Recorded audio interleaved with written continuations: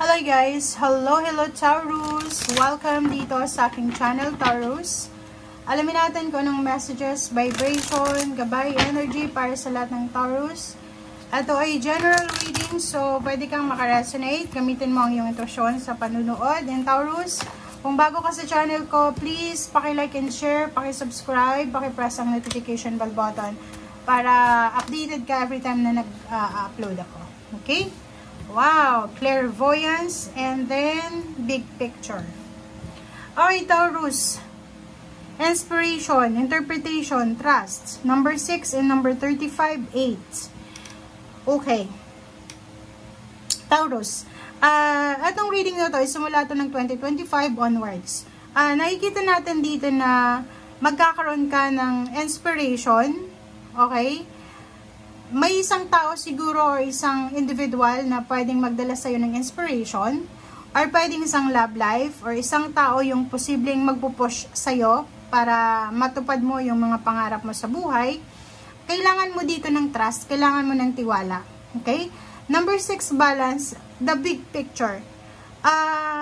Meron dito guys na prediction sa'yo na posibleng hindi mo masyadong iniisip or wala sa loob mo na Taurus ka, nasa Pilipinas. Ito ay para sa mga Taurus na wala pa sa ibang bansa. Meron sa iyo dito na posibleng hindi mo siya masyadong binigyan ng atensyon, yung pag-abroad, pag-trabaho sa ibang bansa. But sinasabi ng bara sa iyo na 2025, ito yung focus pwede kang swertehin sa ibang bansa. Pwedeng, if ever na makapunta ka ng ibang bansa this year, ay posibleng swertehin ka talaga. Kasi sinasabi sa'yo dito na kung hindi ka swerte sa Pilipinas, sa ibang mundo ka. Sa ibang parte ng mundo ka, siswertehin. Kung ikaw naman ay nasa ibang bansa, tapos hindi mo masyadong feel yung success, yung prosperity ng bundas dyan sa lugar kung nasaan ka man sa ngayon, may chance ka pa na lumipat sa ibang state or sa ibang bansa or sa ibang kontinente. Okay? So, ikaw yung magdedesisyon dito. It's 35-8. It's money. It's money, tangible, material things. Number 6 is balance. Okay? Balance, money, balance. Okay? Give and take energy. Okay. Taurus.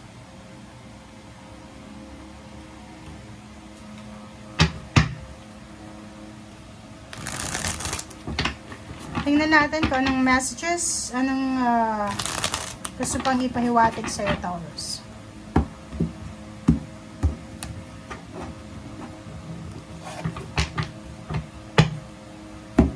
Okay, first card mo dito is 4 of Wands. Wow! Meron ditong, possible na wedding anniversaries, may housewarming, house blessings, may, meron ditong, expected na connection, expected na partnership and collaboration. Nakikita ko rin sa'yo dito sa usaping pamilya, love life, wala kang masyadong problema. Yun ang pinakaswerte sa'yo is yung love life mo. Kita ko sa'yo dito na stable, secured, safe yung relationship mo. Tingnan mo to. Ace of Swords, nakikita ko sa'yo dito na this year, busy ka sa pagre-research, paggawa ng resume, motivation letter, pag-aaral, if ever man, nag-aaral ka ng lengguwahe, yung iba sa inyo dito ay posibleng hahanapin mo yung kung saang bansa ka talaga nababagay. Okay? Itong Ace of Swords na ito is searching ng empowerment sa buhay mo. Hermit. Ang Hermit ganun din, hahanapin mo yung liwanag, hahanapin mo kung saan ka nababagay, hahanapin mo kung saan ba pwede ako, saan ba bagay ako, parang gano'n. So, nakikita natin yung Hermit card. Yung Hermit card maganda kasi sinasabi sa'yo na parating na yung liwanag. Kung dati ay sobrang dilim, like for example, 2024, 23, masyadong madilim yung financial mo, hindi mo masyadong makita, relationship ganun din. But for the year 2025, nakikita ko sa'yo dito na makukuha mo, makikita mo yung liwanag. Okay? From heartaches to happiness, from sadness to happiness, from sadness to joy, from loneliness to joy. Okay? So, yun. So, nakikita ko sa'yo dito yung release. may kailangan kang pakawalan bago dumating yung 2025 onwards. kailangan mong pakawalan yung mga grudges mo, resentment. Kung may sama ka ng loob, may grudges ka, resentment, hinanakit, galit, kailangan mong pakawalan na siya. Alisin mo yan kasi malas yan. Maniwala ka, okay? Alam mo ba na isa sa mga pinakamalas na nangyayari sa buhay ng tao, yung ang dami-dami mong bagahe na pinapasa na hindi naman dapat pasanin. 'Di ba?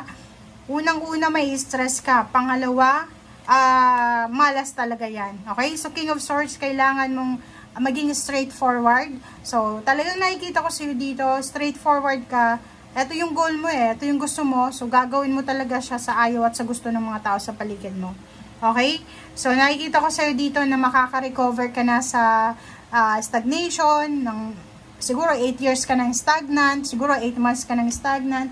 So, nakikita ko sa'yo dito yung recovery and release. And nakikita ko sa'yo dito na you are willing talaga to change. And Knight of Swords, nakikita ko sa'yo dito na gagawin mo ang lahat para makaalis ka dyan sa situation na yan. Okay? High Priestess, makinig ka sa sinasabi ng iyong intuition kasi maraming mga mensahe ang ating intuition na nakakatulong talaga sa atin. Kasi yung mga naisip natin na gusto natin gawin or plano ay hindi naman yan pumapasok sa isip natin ng coincidence lang. Talagang pumapasok yan, minsan binubulong ng ating mga spiritual helpers and guides. Okay? And starting 2025, mag-ingat ka sa tukso. Okay? Ano yung tukso? Yung tukso ng parang negativity, yung palagi kang nakatago dyan sa comfort zone mo. Okay? Lumabas ka. Sorry guys. Lumabas ka sa comfort zone mo, Taurus. Okay? Sinasabi sa'yo dito, the big picture. Ipapakita sa'yo ng universe, ang ating Panginoon, yung big picture talaga this year 2025 and 26, 27 onwards, kung saan ka talaga nababagay. So, lumabas ka na dyan sa comfort zone mo. Huwag kang mag-i-stay sa isang lugar. Huwag kang mag-i-stay sa isang bagay lang na alam mong stagnant. Okay? Kasi napakalawak ng mundo Napakalawak ng mundo.